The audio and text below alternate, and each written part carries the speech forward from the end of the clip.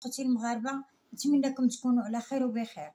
واليوم غنهضروا على الفضيحه المدويه ديال القمح المدعم.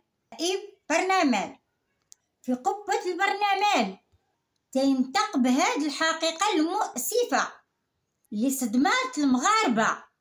كيف يعقل ان القمح اللي كيمشي للمغاربه قال كيتصنع بالاوراق؟ هذه فضيحه مدويه تدعو إلى فتح تحقيقات فورية آجلة تحتوي عناصر الرقابة والمراقبة وتفعيل آلية المحاسبة. هذا تصريح خطير يدعو إلى مضاعفة جهود أجل كشف ملابسات حيثيات هذا العمل ممنوع.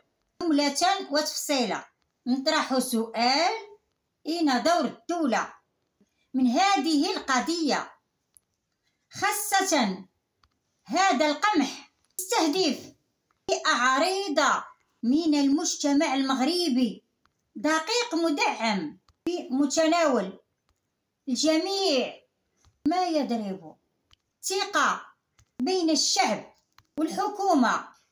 هذا الصدد يطرح أسئلة مشروعة جوهرية ذات أبعاد اجتماعية اقتصادية تتعلق بالأوضاع المعيشية اليومية.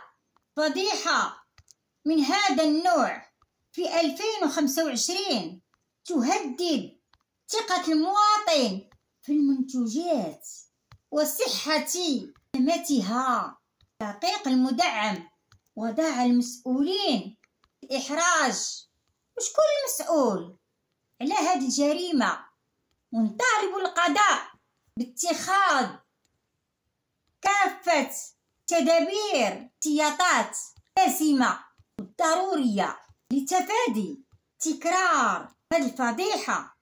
السلام عليكم أخوتي المغاربة ورحمة الله، وديما مغرب وعاش الملك.